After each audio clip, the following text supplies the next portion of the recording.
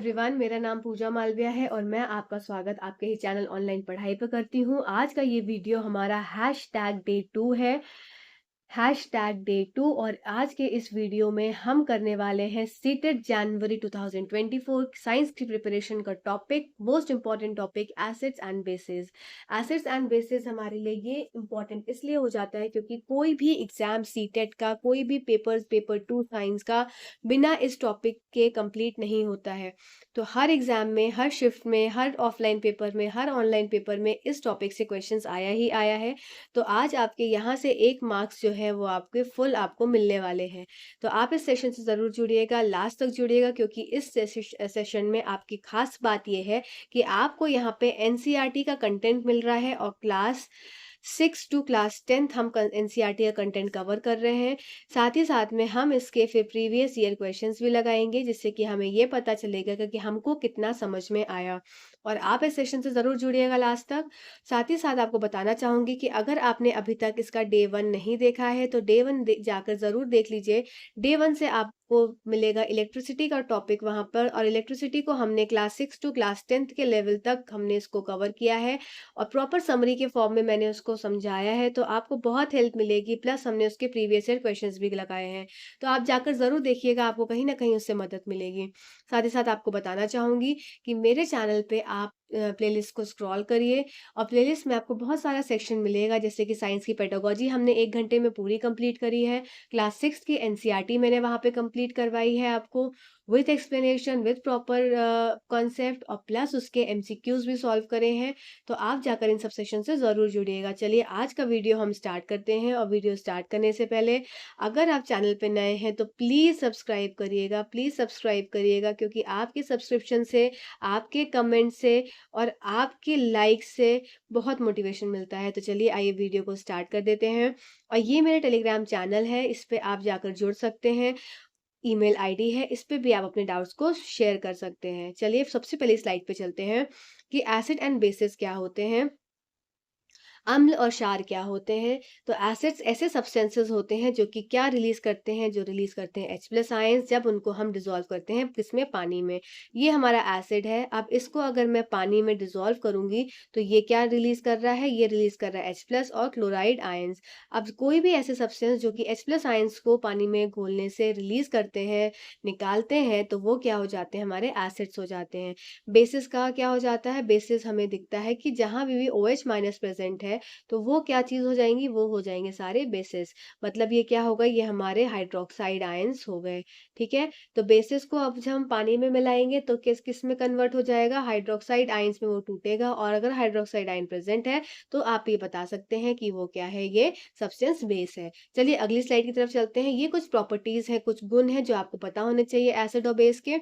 अब इन गुणों में सबसे पहली बात आती है कि asset turns blue litmus red. तो एक टर्म होता है BAR, ए हो गया हमारा एसिड। तो एसिड हमेशा ब्लू लिटमस टू किस में कन्वर्ट होता है, रेड में। मतलब एंड रिजल्ट जो होगा हमारा, अगर हम कोई भी चीज का वो कर रहे हैं, मींस टेस्ट कर रहे हैं, किसी भी एक टेस्ट ट्यूब में किसी भी सब्सटेंस का, किसी भी केमिकल का टेस्ट कर रहे हैं कि वो केमिकल या वो सब्सटेंस एसिड है कि बेस है, तो वो आप कैसे बता सकते हैं, आप उसके एंड रिजल्ट से बता सकते हैं। और ये एंड रिजल्ट क्या होगा, अगर एसिड होगा कोई भी सब्सटेंस तो वो हमेशा कन्वर्ट हो जाएगा रेड कलर में, और अगर बेस होगा तो वो कन्वर्ट हो जाएगा किसमें, ब्लू कलर में। और ये क्या होता है, ये इसकी प्रॉपर्टी हो जाती है। और ये तभी प्रॉपर्टी पॉसिबल है जब आप क्या यूज कर रहे हैं, लिटमस पेपर। ये जरूरी नहीं है कि हर जगह ही ऐसा हो, ये तभी पॉसिबल है जब आप यूज कर रहे हैं लिटमस पेपर। मतलब लिटमस पेपर पे, सिर्फ लिटमस पेपर की बात मैं कर रही हूँ, सिर्फ लिटमस पेपर पे ही आप एसिड को रेड लिटमस टू ब्लू वाले कॉन्सेप्ट को यूज करके टेस्ट कर सकते हैं। ऐसे बहुत सारे टेस्ट होते हैं जो अब आगे चल के पढ़ेंगे, कुछ इंडिकेटर्स होते हैं, कुछ और टेस्ट होते हैं जो कि ये बताते हैं कि कोई सब्सटेंस एसिड है कि कोई बेस है। पर अगर आपको बात देखनी है कि ब्लू लिटमस टू रेड में या रेड लिटमस टू ब्लू में कन्वर्जन देखना है, तो वो आपको पॉसिबल है सिर्फ लिटमस पेपर के ऊपर। ये आपको ध्यान रखनी है बात, आप हर जगह इस चीज को नहीं यूज कर सकते। अब बात आती है, एसिड्स जो होते हैं वो कुछ खट्टे होते हैं टेस्ट में, ये किसी भी मेटल को करोड कर सकते हैं। ठीक है, अब इसके बाद सेम चीज आप पढ़ेंगे बेसिस के लिए। तो बेसेस में क्या होता है कि bases they turn red litmus to blue, bases उल्टे हो जाते हैं, जस्ट ये थोड़े से कड़वे होते हैं, नेगेटिवली OH माइनस आयंस होते हैं और आप हाथ से टच करेंगे तो आपको थोड़े से स्लिपरी से लगेंगे। ठीक है, चलिए अगली स्लाइड की तरफ चलते हैं। अगली स्लाइड है कि कुछ हमारे इंडिकेटर्स होते हैं। ये इंडिकेटर्स का काम क्या होता है, ये सूचक का काम होता है कि ये बताना कि कोई भी सब्सटेंस एसिड है या बेस है, क्योंकि आप टच करके किसी एसिड को, मान लो king of the acid H2SO4 है, तो इस H2SO4 को अगर ये जांचना है कि ये इस बॉटल के अंदर, H2SO4 है या इस बॉटल के अंदर लेमन जूस है, तो आप टच करोगे तो आपका हाथ जल जाएगा अगर H2SO4 प्रेजेंट होगा। तो इस प्रॉब्लम को हटाने के लिए इंडिकेटर्स की मदद ली जाती है। कुछ सूचक होते हैं जो कि ये बताते हैं कि कोई भी सब्सटेंस एसिड है या कोई भी सब्सटेंस बेस है। तो आप सबसे पहले देख सकते हैं कि कुछ हमारे इंडिकेटर्स नेचुरल होते हैं, कुछ सिंथेटिक होते हैं और कुछ ऑल्फैक्टरी होते हैं। तो चलिए आइए एक-एक करके हम सबको अच्छे से समझ लेते हैं। तो जो नेचुरल इंडिकेटर्स होते हैं हमारे, वो ये कुछ एग्जांपल्स यहाँ पे दिए हुए हैं। आपके एग्जाम में रेड कैबेज का एग्जांपल पूछा गया है। आपके एग्जाम्पल में लिटमस सॉल्यूशन का एग्जाम्पल पूछा गया है। ठीक है, तो आप यहाँ पे चलिए देख सकते हैं। सबसे पहली बात आती है लिटमस। लिटमस पेपर आपका रेड लिटमस पेपर भी हो सकता है, ब्लू लिटमस पेपर। तो लिटमस पेपर बहुत सारे कलर्स में आता है, बहुत सारे कलर्स में प्रेजेंट होता है। तो लिटमस पेपर मान लो यहाँ पे ये पर्पल है, ठीक है, पर्पल स्ट्रिप का पेपर है। अब पर्पल स्ट्रिप का पेपर है तो दो केस हो जाएंगे इसके। आप डायग्राम में भी देख सकते हैं बहुत इजीली। क्या यहाँ पे दिख रहा है कि अगर एसिड है और बेस है, अगर एसिड है तो पर्पल किस में कन्वर्ट हो जा रहा है, रेड कलर में, और अगर बेस है कोई भी सब्सटेंस तो इस कन्वर्ट हो जा रहा है ब्लू में। ठीक है, ये आपका क्या हो गया, ये मिडल पोर्शन हो गया, मतलब ये न्यूट्रल सॉल्यूशन है जो कि क्या है, वॉयलेट कलर का है। तो वॉयलेट से रेड में या वॉयलेट से ब्लू में। ये किसकी बात हो गई, पर्पल स्ट्रिप की बात हो गई। ऐसे ही आगे चल के हम देखेंगे कि हमारे पास रेड लिटमस पेपर है, हमारे पास ब्लू लिटमस पेपर है, तो वो क्या क्या चीजें कर रहा है वो आगे हम नेक्स्ट स्लाइड में देखते हैं। अब दूसरा इसका एग्जाम्पल है मोस्ट इंपॉर्टेंट। ये आपके एग्जाम में पूछा गया है कि रेड कैबेज एक्सट्रैक्ट होता है। ये रेड कैबेज एक्सट्रैक्ट क्या है, ये एक इंडिकेटर है। और इस इंडिकेटर की हेल्प से आप क्या बता सकते हैं कि कोई भी सब्सटेंस एसिड है या बेस है। ठीक है, तो रेड कैबेज का कलर कैसा है आया इसमें, रेड कैबेज का कलर आया पर्पलिश कलर, पर्पल कलर। अब पर्पल में अगर कन्वर्ट हो जा रहा है, अगर कोई भी सब्सटेंस एसिड है तो वो कन्वर्ट हो जा रहा है रेड में, अगर कोई भी सब्सटेंस बेस है तो वो कन्वर्ट हो जा रहा है येलो में। ठीक है, तो ये हो गया एसिड और ये हो गया बेस। तो ये आपको याद रखना है कि रेड है तो एसिड और बेस है तो येलो कलर में कन्वर्ट वो हो जाएगा। ठीक है, सॉल्यूशन का कलर चेंज हो जाएगा। चलिए अगली स्लाइड की तरफ चलते हैं। अब कुछ नेचुरल इंडिकेटर्स जो मैंने अभी आपको पिछला भी बताया, जिसमें क्या बताया था कि हमारे पास पर्पल कलर का लिटमस पेपर था। अब इस वाली कंडीशन में, इस वाली, जस्ट अ सेकेंड, इस वाली कंडीशन में आपको देखने को मिलेगा कि आपका जो लिटमस पेपर है वो रेड लिटमस पेपर भी है और ब्लू लिटमस पेपर भी है। मतलब दो तरह की आपके पास स्ट्रिप देखने को मिल रही है, रेड एंड ब्लू कलर की। अब आपको एक रूल पता है BAR वाला, कि जो एसिड होता है हमेशा ब्लू लिटमस टू रेड में कन्वर्ट होता है। मतलब एंड रिजल्ट जो होता है हमारे एसिड्स का, ये क्या होता है, ये रेड कलर का होता है। ऐसे बेस का एंड रिजल्ट क्या होता है, ब्लू कलर का। मतलब आपको कोई भी अगर बेस है, लिटमस की बात हो रही है, फिर से मैं आपको याद दिला दूं कि हम बात कर रहे हैं litmus paper as a indicator की। कंफ्यूज मत होइएगा बाकी इंडिकेटर से, क्योंकि लिटमस अगर होगा तभी रेड और ब्लू कॉन्सेप्ट चल रहा है, अदरवाइज नहीं चलेगा।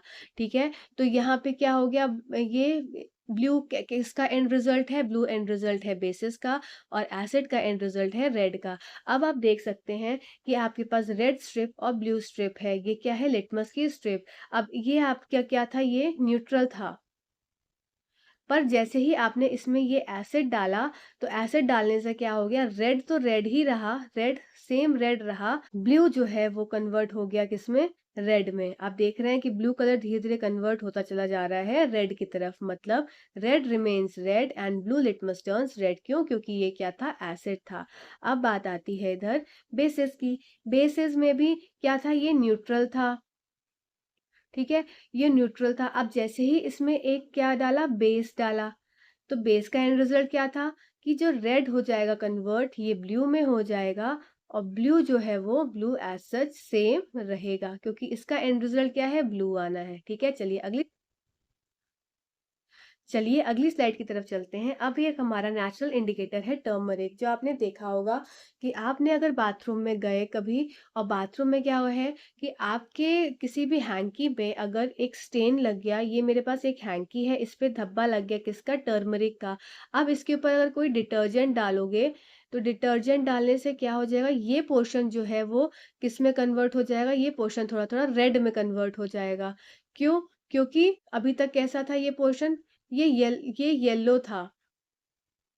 अभी तक ये था क्या, येलो था। ठीक है, ये क्या है, हल्दी का दाग है। अब इसके ऊपर डिटर्जेंट डाला तो ये कन्वर्ट हो जा रहा है किस में, ये कन्वर्ट हो जा रहा है रेड में। तो इसके कन्वर्जन से हम ये बता सकते हैं कि क्या है वो, जो डिटर्जेंट है वो हमारा बेस है। ठीक है, न्यूट्रल है तो क्या है, येलो कलर का ही है। एसिड डालेंगे तो वो येलो ही रहेगा, पर आप बेस डालेंगे तो वो रेड कलर में कन्वर्ट हो जाएगा। तो ये as a natural indicator use होता है टर्मरिक।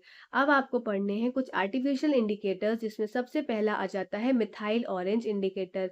इसके आगे आप मोस्ट इंपॉर्टेंट लगा लीजिए, क्योंकि एग्जाम में ये बहुत बार पूछा जाता है।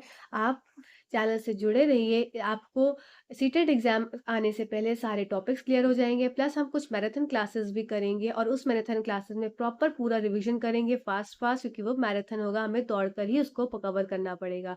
चलिए, तो मिथाइल ऑरेंज इंडिकेटर में देखिए न्यूट्रल है, तो मिथाइल ऑरेंज जो है वो सेम रहेगा।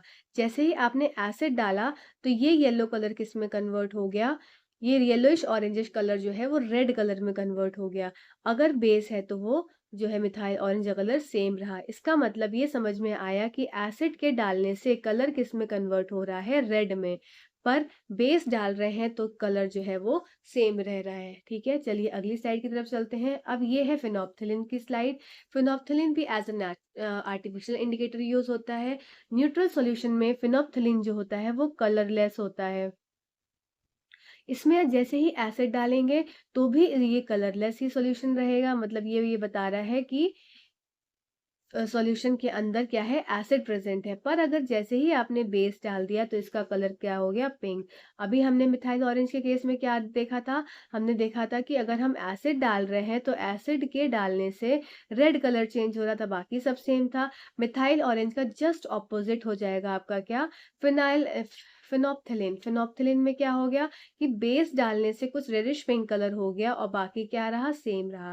ठीक है, चलिए अगली स्लाइड की तरफ हम चलते हैं। अगली स्लाइड है हमारे कुछ ऑल्फैक्टरी इंडिकेटर्स, मतलब ऐसे इंडिकेटर्स जो हम नाक से स्मेल करके देख सकते हैं।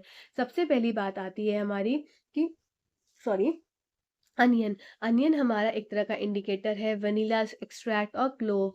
आपको एग्जाम में एग्जाम्पल्स पूछे जाते हैं, तो आप एग्जाम्पल्स इन तीनों को याद रखिएगा। आपके एनसीईआरटी की बुक्स में भी यही तीन एग्जाम्पल्स दिए हुए हैं। तो सबसे पहली बात आती है एसिड। इसमें क्या होता है, अनियन के ऊपर एसिड डालोगे तो उसकी स्मेल जो है वो वैसे की वैसी ही रहेगी, पर अगर बेस डाल दोगे तो वो अपनी स्मेल जो है वो खो देगा। वनीला एक्सट्रैक्ट में भी सेम चीज होती है, क्लोव्स में भी सेम चीज होती है। मतलब इससे ये समझ में आता है कि जितने भी ऑल्फैक्टरी इंडिकेटर्स होते हैं हमारे, वो बेस के डालने से अपनी स्मेल को लूज कर देते हैं। मतलब जो भी सब्सटेंस है वो अपनी स्मेल लूज कर देगा जब आप एक आप कोई भी उसमें क्या है, बेस डालेंगे। अगर बेस डालेंगे तो उसका स्मेल जो है वो खत्म हो जाएगी, किसी भी हमारे एक्सट्रैक्ट, ये अनियन की या वनीला एक्सट्रैक्ट की या क्लोव की। ठीक है, चलिए अगली स्लाइड की तरफ चलते हैं। अगली स्लाइड है हमारी, अब सारी चीजों को मैंने एक साथ कर दिया है, ये एक साथ क्या है आप देख सकते हैं यहाँ पे। सबसे पहला बोलता है कि रेड लिटमस। अगर रेड लिटमस पेपर है, ठीक है, तो रेड लिटमस पेपर है तो वो क्या करेगा, इसका ओरिजिनल कलर कैसा हो जाता है, रेड हो जाता है। ठीक है, ये मोस्ट इंपॉर्टेंट स्लाइड है, इसको आप स्क्रीनशॉट ले लीजिए, और इससे कि आपको एग्जाम में लास्ट मोमेंट पे आप याद रख सकें, एक बार रिवाइज कर सके, रिकॉल कर सकें। चैनल पे नए हैं तो सब्सक्राइब कर दीजिएगा। और मैं आपको बताना चाहूंगी कि यहाँ पे हम सीटेट की तैयारी कर रहे हैं, एनसीईआरटी साइंस का कंटेंट प्रिपेयर कर रहे हैं पेपर 2 के लिए। तो आपको कंटेंट प्लस प्रीवाइक्यूज यहाँ पे सॉल्व करवाए जाते हैं। तो चलिए आगे देखते हैं, रेड लिटमस का कलर कैसा होता है। वो रेड कलर का ही पेपर होता है, ओरिजिनल कलर एसिड रहेगा, तो क्या हो जाएगा, वो नो चेंज रहेगा, क्योंकि हमारा एंड रिजल्ट क्या होता है, BAR का R, तो रेड कलर ही रहेगा और बेस रहेगा तो ब्लू कलर हो जाएगा। ठीक है, नेक्स्ट आता है ब्लू लिटमस। ब्लू लिटमस का कलर क्या हो जाएगा, हमारा ओरिजिनल कलर ब्लू, पर एसिड होगा तो रेड हो जाएगा और बेस होगा तो no change. Turmeric yellow colour का होता है हमारा टर्मरिक। अब इस टर्मरिक पे एसिड डालेगा तो कोई भी कलर में चेंज नहीं होगा, मतलब येलो का येलो रहेगा। और बेसिस डाल दोगे, अगर डिटर्जेंट डाल दोगे तो वो रेडिश ब्राउन कलर का हो जाएगा। रेड कैबेज का जूस है, ये पर्पल कलर का होता है, एसिड डालने से रेडिश हो जाता है लाल रंग का, और बेस डालने से ये येलोइश कलर का हो जाता है। नेक्स्ट बात आती है फिनोप्थलीन की। फिनोप्थलीन क्या है, एक तरह से कलरलेस है हमारा ओरिजिनल, और एसिड डालने से भी कलरलेस रहता है और बेस डालने से ये पिंक हो जाता है। नेक्स्ट है हमारा methyl orange. Methyl orange orangish yellow colour का होता है ओरिजिनल में, एसिड डालने से ये रेड कलर का हो जाता है और बेस डालने से ये येलो रहता है। ठीक है, ऑरेंजिश रेडिश होता है। ठीक है, सेम सेम रहता है। अनियन, अनियन में क्या हो जाएगा कि इसमें नो चेंज, और इसमें स्मेल जो है वो वैनिश हो जाती है। और वनीला में, इसमें भी एसिड डालने से कोई फ़र्क नहीं पड़ता, आपको वनीला की स्मेल आती रहेगी, पर आप बेस डालेंगे तो उसमें एक्सट्रैक्ट से स्मेल जो है वो गायब हो जाएगी। चलिए अगली स्लाइड की तरफ चलते हैं। अब कुछ अभी हमने कुछ फिजिकल प्रॉपर्टीज देख ली कि कैसे कैसे क्या हो रहा है, क्या चीज़ें हो रही हैं, एसिड और बेसिस क्या होते हैं हम देख के समझ सकते हैं। अब कुछ केमिकल प्रॉपर्टीज देख लेते हैं कि एसिड किन किन मेटल से रिएक्ट करता है, एसिड कैसे रिएक्ट करता है, एसिड के रिएक्ट करने से मेटल के साथ क्या क्या चीज़ों का फॉर्मेशन होता है। तो ये जो रिएक्शन यहाँ पे आपको दिख रही है, ये रिएक्शन आपकी मोस्ट इंपॉर्टेंट रिएक्शन है। क्यों? क्योंकि ये एग्जाम्स में बहुत बार पूछी गई रिएक्शन है। तो सबसे पहला हम देखते हैं कि एसिड जो है वो रिएक्ट करता है किससे, मेटल से। तो एसिड जब मेटल से रिएक्ट करता है तो क्या बनाता है, ये सॉल्ट प्लस हाइड्रोजन गैस बनाता है। अब आपके एग्जाम में पूछा जाता है स्टेटमेंट वाले क्वेश्चन में कि हाइड्रोजन गैस कौन सी साउंड निकालती है, तो आप बोलेंगे पॉप साउंड निकालती है। ठीक है, और इस पॉप साउंड के टेस्ट से ये पता चल जाता है कि ये जो रिएक्शन हो रही है, ये रिएक्शन एसिड और मेटल के बीच में हो रही है। ठीक है, अब आप ये देख सकते हैं कि इसकी जो सॉल्यूशन डाइल्यूट सल्फ्यूरिक एसिड का सॉल्यूशन है, और इसमें जिंक के ग्रैन्यूल्स प्रेजेंट है। मतलब जिंक क्या है, एक तरह का मेटल है। ठीक है, तो मेटल और डाइल्यूट सल्फ्यूरिक एसिड में रिएक्शन हो रही है, तो क्या बनेगा, देखो डाइल्यूट HCl प्लस जिंक, तो ZnCl2 प्लस H2, ये रिएक्शन हो जाएगी इसकी। अब ये जैसे ही H2 गैस निकली तो इस H2 गैस से क्या हो जाएगा, ये पॉप साउंड रिलीज करेगी जैसे इसके पास बर्निंग कैंडल आप लेकर आएंगे। चलिए अब देखते हैं, ये हाइड्रोजन गैस के बबल्स निकले, यहाँ से हाइड्रोजन गैस भरी और यहाँ पे आई। अब पानी में ये इसके बबल्स उठेंगे, और बबल्स किसके हुए, इसमें हाइड्रोजन भरी हुई है, और कैंडल जैसी लाए तो पॉप साउंड आपको सुनाई देगी। चलिए अगली साइड की तरफ चलते हैं। Reaction of metal with base. अभी तक हमने क्या पढ़ा कि reaction of metal with acid, acid के साथ रिएक्शन कैसे हो रही है और बेस के साथ कैसे रिएक्शन हो रही है। अभी मैं आपको फटाफट से रिवाइज करवा दूं कि अभी तक हमने क्या क्या पढ़ा है। अभी तक हमने पढ़ा है कि एसिड्स क्या होते हैं, बेस क्या होते हैं। एसिड वे सब्सटेंसेस होते हैं जो H+ आयंस रिलीज करते हैं, कब, जब वो कि पानी में डिसॉल्व करे जाते हैं।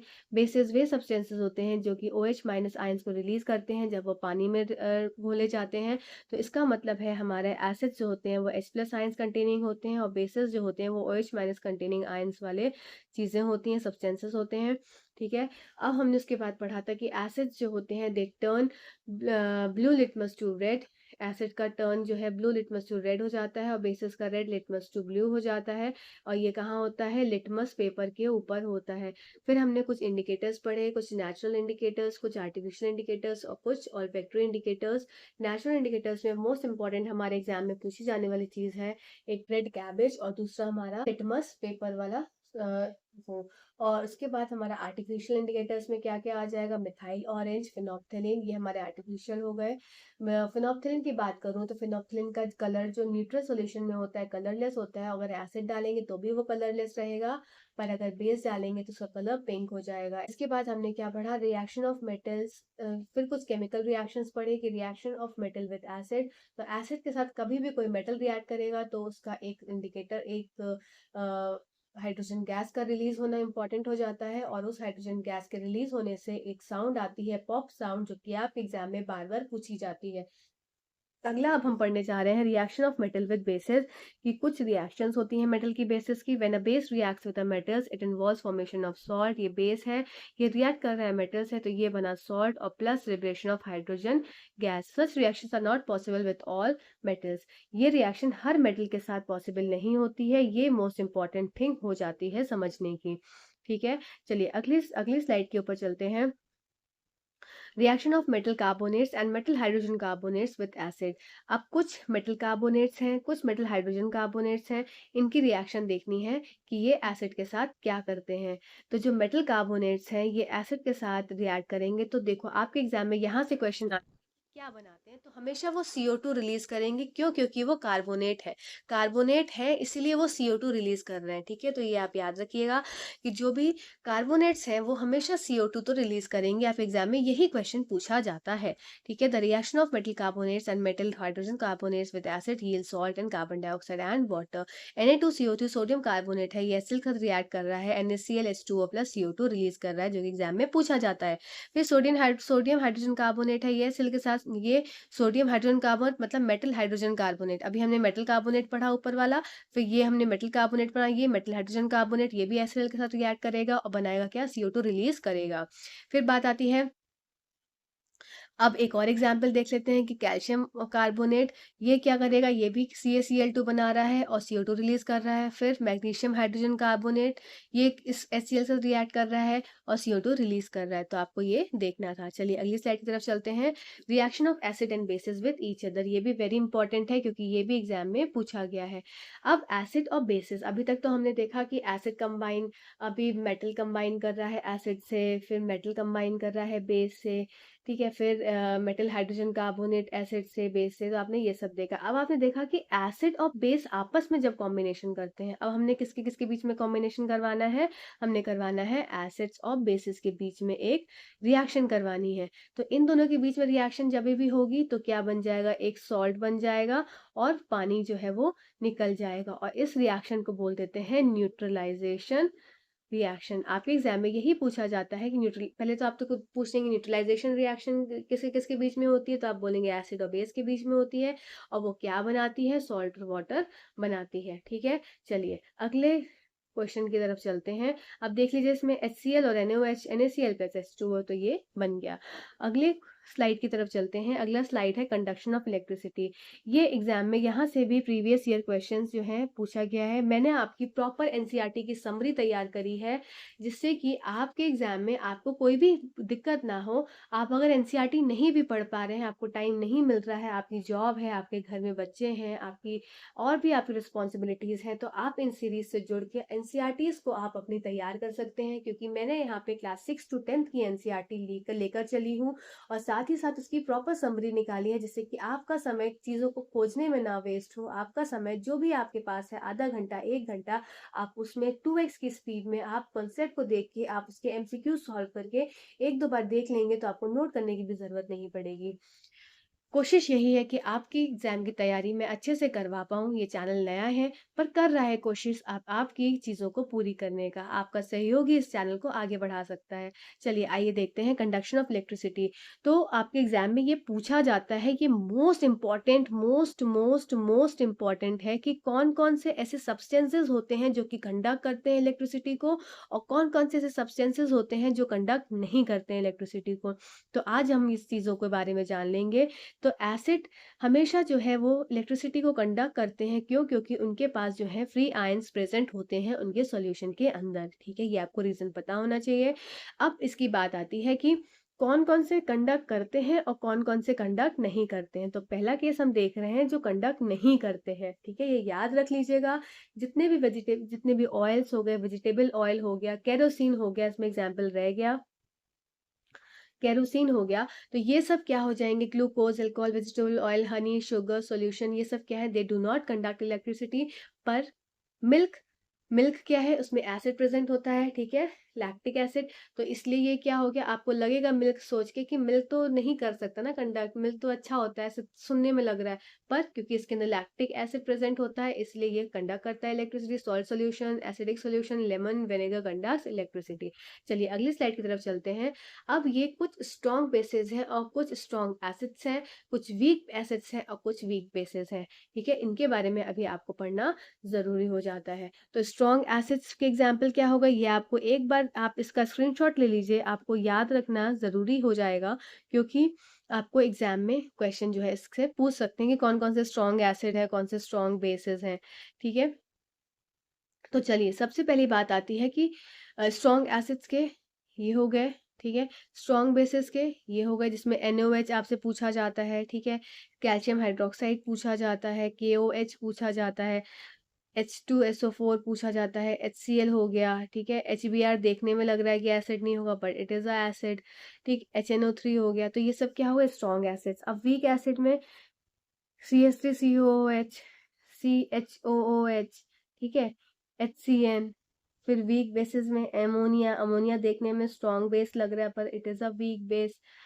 Sodium bicarbonate is a weak base. तो ये आपको कुछ एग्जांपल जो मैंने टिक करे हैं ये तो आपको याद रखने ही है। चलिए अगली स्लाइड की तरफ चलते हैं। अब इंपॉर्टेंट पॉइंट्स आपको उसी जो मैंने लास्ट प्रीवियस स्लाइड आपको बताई है उससे कुछ पॉइंट्स निकाले हैं कि जब स्ट्रॉन्ग एसिड, कलर चेंज कर लेती हूँ मार्कर का, जब स्ट्रॉन्ग एसिड, अब आप देखिए क्या मैं बता रही हूँ, जब स्ट्रॉन्ग एसिड और स्ट्रॉन्ग बेस, ठीक है, का रिएक्शन होता है तो ये रिएक्शन क्या हो जाती है, ये रिएक्शन हो जाती है न्यूट्रलाइजेशन रिएक्शन। ठीक है, जब स्ट्रॉन्ग एसिड और स्ट्रॉन्ग बेस का रिएक्शन होता है, जैसे कि हमने देखा था कि HCl प्लस NaOH, या HCl स्ट्रॉन्ग एसिड है और ये स्ट्रॉन्ग बेस है, इसकी रिएक्शन क्या हो गई, NaCl प्लस H2O, मतलब सॉल्ट प्लस वाटर बन गया। तो ये रिएक्शन क्या थी, न्यूट्रलाइजेशन रिएक्शन। इसका मतलब सेशन से जरूर जुड़े रहिए, आपको बहुत हेल्प मिलेगी।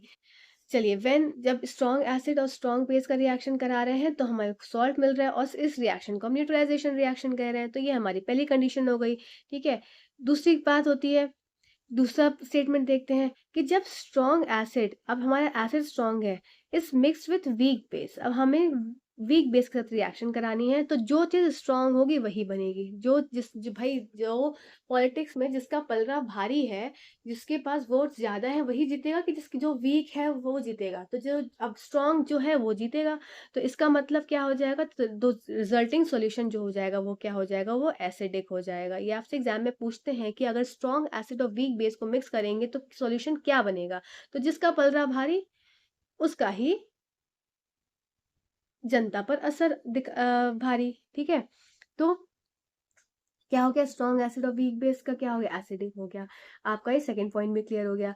अब बात आती है थर्ड पॉइंट की, कि जब वीक एसिड है, अब हमारा एसिड कैसा हो गया, वीक, प्लस स्ट्रॉन्ग बेस है। ठीक है, आपका बेस कैसा हो गया, स्ट्रॉन्ग। तो ये सॉल्यूशन कैसे हो जाएगा, अब देखो स्ट्रॉन्ग बेस है तो इसका मतलब सॉल्यूशन कैसा हो जाएगा, बेसिक या अल्कलाइन, इसको अल्कलाइन भी बोलते हैं।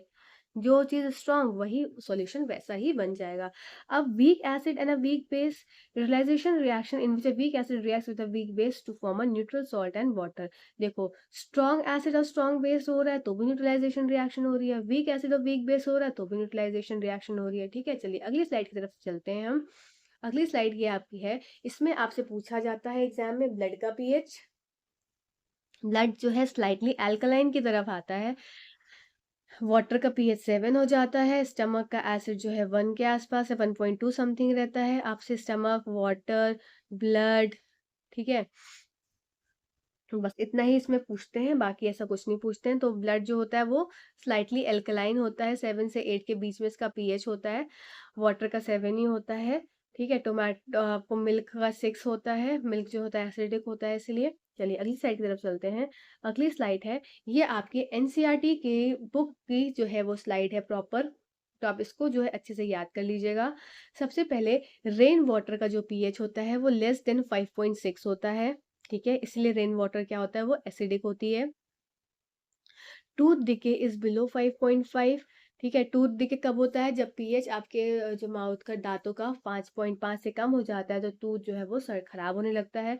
प्योर वाटर, प्योर ब्लड का पीएच जो है वाटर एंड ब्लड का जो पीएच है वो 7.4 होता है। ये एनसीईआरटी का कंटेंट मैं आपको बता रही हूँ, इसलिए ये आप इसको ऐसा कैसे याद कर लीजिएगा। PH of gastric juice 1.2, pH of lemon juice 2.2। Nettle plant, अच्छा जो नेटल प्लांट होता है they produce methanoic acid, it is treated by rubbing the area of leave of dog plant. Nettle plant एक तरह का पौधा होता है जिसके पास अगर निकल जाओ तो जैसे कीड़ा काटता है वैसे ही फील होता है, और वैसे ही क्या है वो जो बड़ा सा फफोला हो जाता है। तो क्यों होता है? क्योंकि उसमें प्रेजेंट होता है मिथेनोइक एसिड।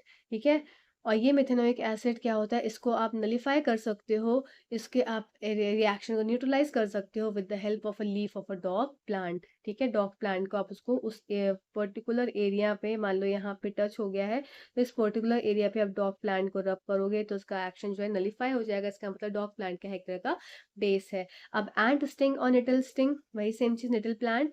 तो इससे क्या है, मेथेनोइक एसिड रिलीज होता है। अब आपको याद क्या रखना है इसमें, ये चार्ट आपको याद करना है, स्क्रीनशॉट आप ले लीजिए, एनसीईआरटी का चार्ट है। आपको देखो एग्जाम में पूछते हैं टोमेटो, टैमरिंड, ये तो पक्का ही पूछते हैं। ठीक है, टोमेटो, अब टोमेटो ओ ओ तो ऑक्जेलो। ठीक है, आप ऐसे याद रखते हैं, टैमरिंड टार, टमार, टार, तो ये क्या हो गया, टाटा हो गए, दोनों टा और टा, तो टैमरिन और टार्टरिक। ऑरेंज और साइट्रिक एसिड, ठीक है, सोर में लैक्टिक एसिड। तो ये आपको चार्ट जो है वो याद रखना है। चलिए अगली स्लाइड की तरफ हम चलते हैं। अगली स्लाइड है हमारी ब्लीचिंग पाउडर की। ब्लीचिंग पाउडर का आपको फॉर्मूला पूछते हैं एग्जाम में। ब्लीचिंग पाउडर का आपको रिएक्शन नहीं पूछेंगे, आपको ब्लीचिंग पाउडर का फॉर्मूला पूछा जाता है। ब्लीचिंग पाउडर का फॉर्मूला क्या होता है, तो CaOCl2 जो है इसका फॉर्मूला हो जाता है। और ये बनता कैसे है, कैल्शियम हाइड्रोक्साइड प्लस क्लोरीन, और ये बनाएगा क्या, CaOCl2, जिसको कैल्शियम ऑक्सीक्लोराइड भी बोलते हैं, और ये इसकी रिएक्शन है। ब्लीचिंग पाउडर से chemical oxychloride, the chemical formula is this. ठीक है, chemical formula of bleaching powder CaOCl2। और manufacture, bleaching powder manufactured by passing chlorine gas over dry slaked lime. और CaOH, ये जितने भी आपको फॉर्मूलेज मैं बता रही हूँ, कंपाउंड्स बता रही हूँ, इसके आपको जो है वो नाम याद रखने हैं, क्योंकि ये जो है ये हमारा स्लेग लाइम है, और इसको कैल्शियम हाइड्रोक्साइड भी हम बोलते हैं। अगली स्लाइड की तरफ चलते हैं। अगली स्लाइड है हमारी बेकिंग सोडा, सोडियम कार्बोनेट और वॉशिंग सोडा। तो बेकिंग सोडा की रिएक्शन क्या है, आप देख सकते हैं यहाँ पे, ये सब एनसीईआरटी का कंटेंट है। Baking soda NaCl, NH3, CO2H2O, और ये क्या बन गया, सोडियम हाइड्रोजन कार्बोनेट, जिसको हम बोलते हैं बेकिंग सोडा। ठीक है, और Na2CO3। और बेकिंग सोडा से क्या बना, देखो बेकिंग सोडा से क्या बना, सोडियम कार्बोनेट, सोडियम कार्बोनेट से क्या बना, वॉशिंग सोडा। ठीक है, याद रखो बेकिंग सोडा से बना, सबसे पहले क्या बना, एक मिनट में मार्कर चेंज कर देती हूँ। सबसे पहले बेकिंग सोडा, बेकिंग सोडा से क्या बना, सोडियम कार्बोनेट, सोडियम कार्बोनेट से क्या बना, वॉशिंग सोडा। कैसे बना, बेकिंग सोडा क्या बन गया, NaHCO3। ठीक है, अब NaHCO3 की रिएक्शन जो टूटा तो Na2CO3 H2O और CO2 में बना। अब ये क्या हो गया, सोडियम कार्बोनेट Na2CO3।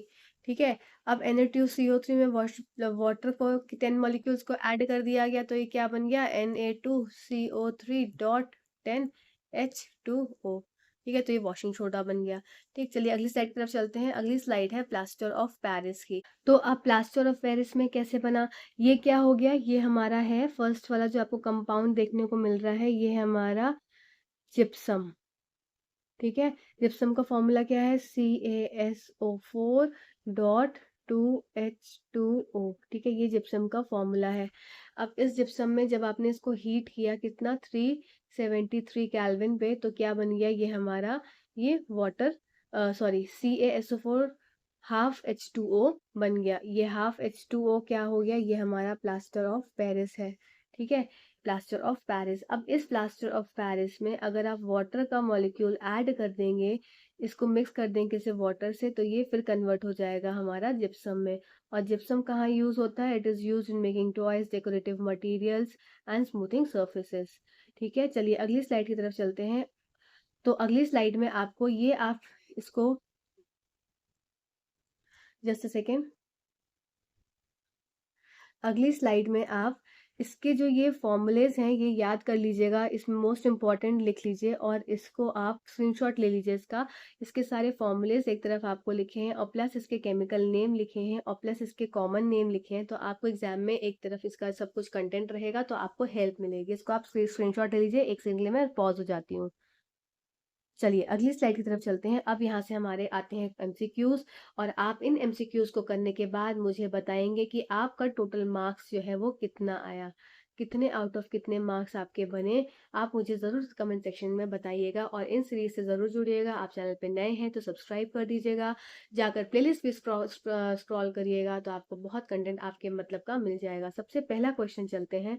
सबसे पहला क्वेश्चन है which one of the following is used as a preservative. तो आप प्रिजर्वेटिव आप किसी भी पिकल में या किसी भी चीज़ में आप प्रिजर्वेटिव डालते हैं तो वो कौन सा प्रिजर्वेटिव होता है। तो ये डायरेक्ट ये जो है ये थ्योरेटिकल क्वेश्चन है। तो सोडियम बेंजोएट क्या होता है, एक तरह का हमारा प्रिजर्वेटिव की तरह एक्ट करता है। चलिए अगले क्वेश्चन की तरफ हम चलते हैं। अगला क्वेश्चन है हमारा, जस्ट अ सेकेंड।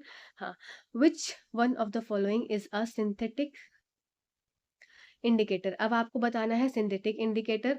तो देखिए टर्मरिक क्या था, टर्मरिक हमारा नेचुरल इंडिकेटर था, लिटमस सॉल्यूशन भी नेचुरल इंडिकेटर था, चाइना रोज सॉल्यूशन भी जो हमारा सॉरी ये हमारा नेचुरल इंडिकेटर था, ये भी हमारा नेचुरल इंडिकेटर था। तो जो मिथाइल ऑरेंज सॉल्यूशन था ये हमारा कैसा था, ये हमारा आर्टिफिशियल इंडिकेटर था। इसके हिसाब से ऑप्शन नंबर 3 इसका सही उत्तर हो जाएगा। चलिए अगले क्वेश्चन की तरफ चलते हैं। अगला क्वेश्चन है हमारा कि इंग्लिश और हिंदी दोनों में क्वेश्चन है, आप चिंता मत करिएगा। There are 3 test tubes A B C all having colourless liquid of equal volume and strength. A drop of phenolphthalein is added to each of them. अब आप समझिएगा इसको कि हमारे पास 3 टेस्ट ट्यूब है, test tube A, test tube B और test tube सी।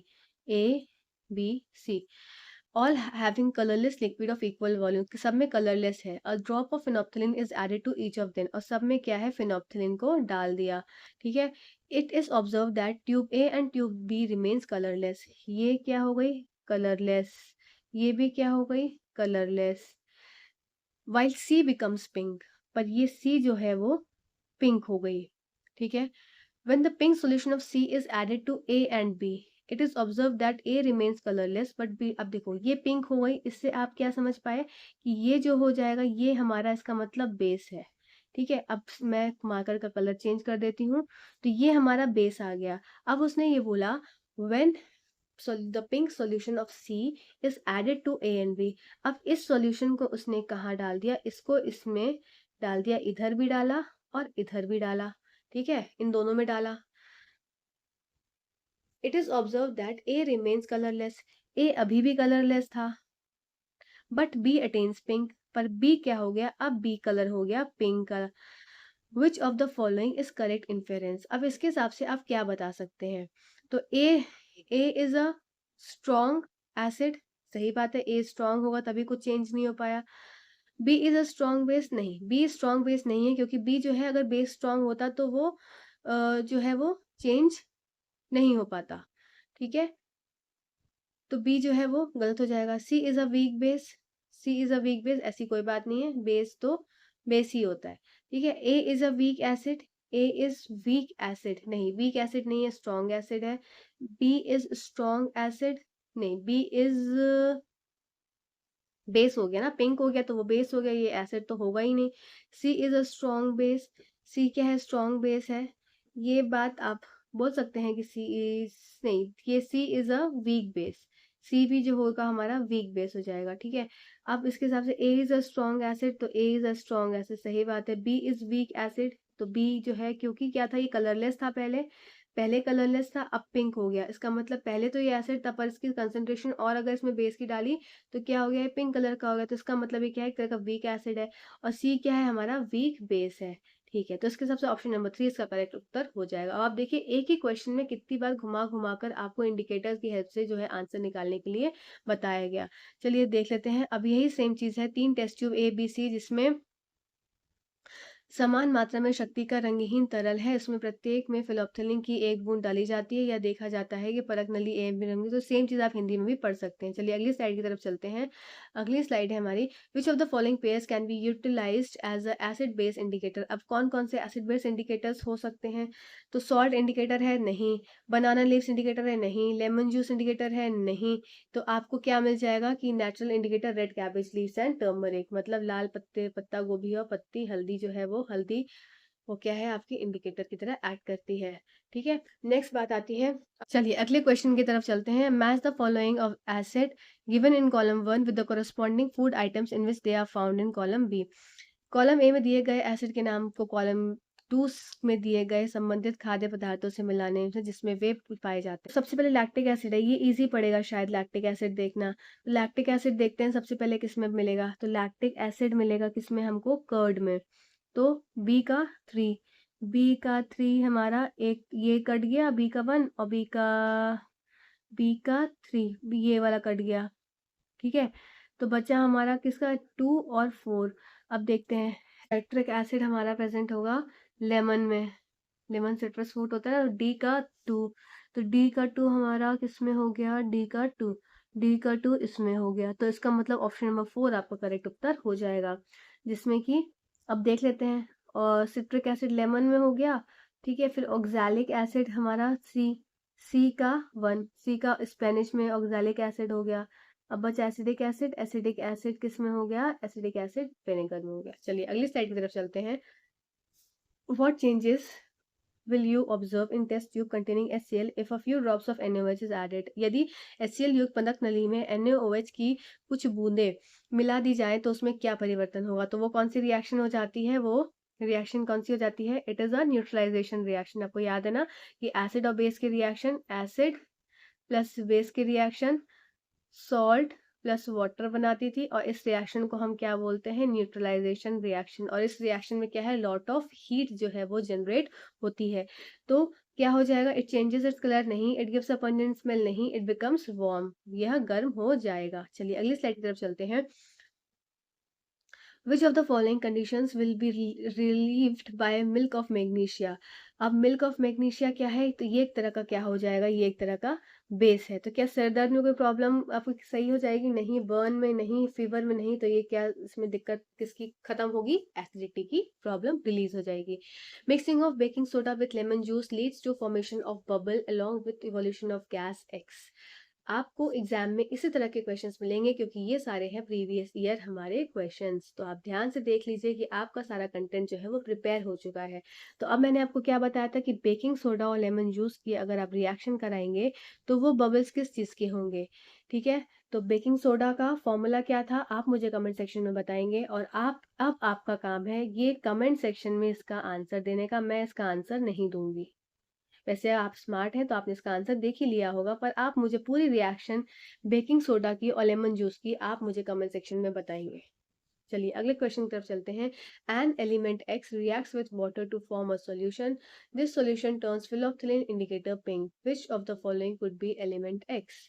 एक एलिमेंट है एक्स जो कि रिएक्ट कर रहा है वाटर के साथ टू फॉर्म अ सॉल्यूशन। तो एक्स है, ये रिएक्ट कर रहा है किसके साथ, वाटर के साथ, to form a solution, this solution turns phenolphthalein indicator pink.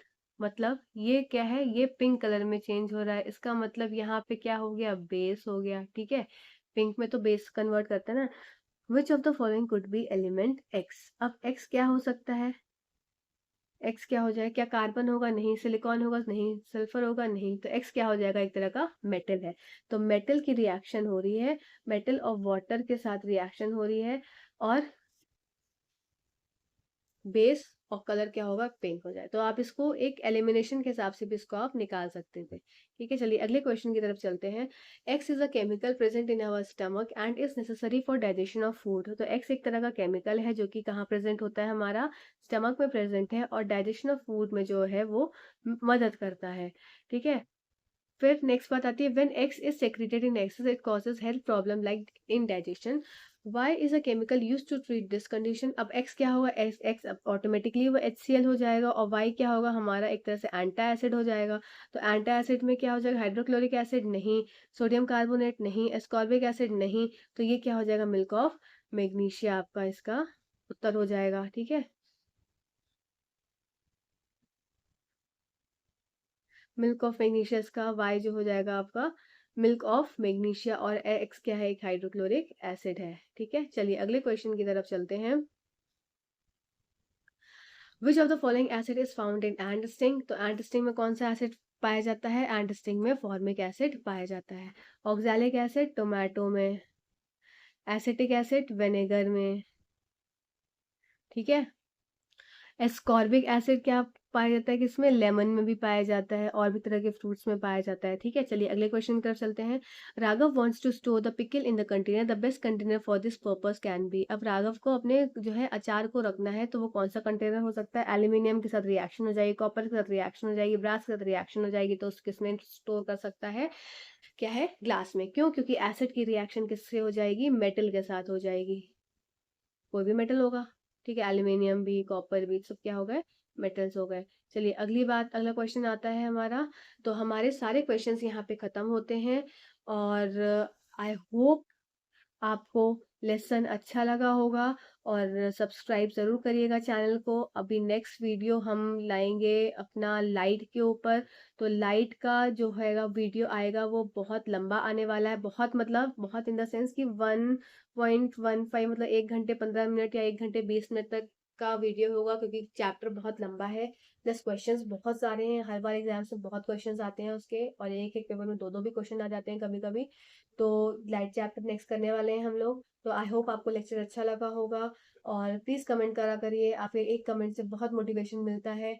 और आई होप मैं आपकी चीज़ों को पूरा कर पा रही हूँ, आपके कंसेप्ट को क्लियर कर पा रही हूँ, आपके क्वेश्चंस को क्लियर कर पा रही हूँ। और कुछ प्रॉब्लम तब भी रहती है तो आप कमेंट में ज़रूर पूछा करिए। Till then, thank you so much for watching this video, thank you.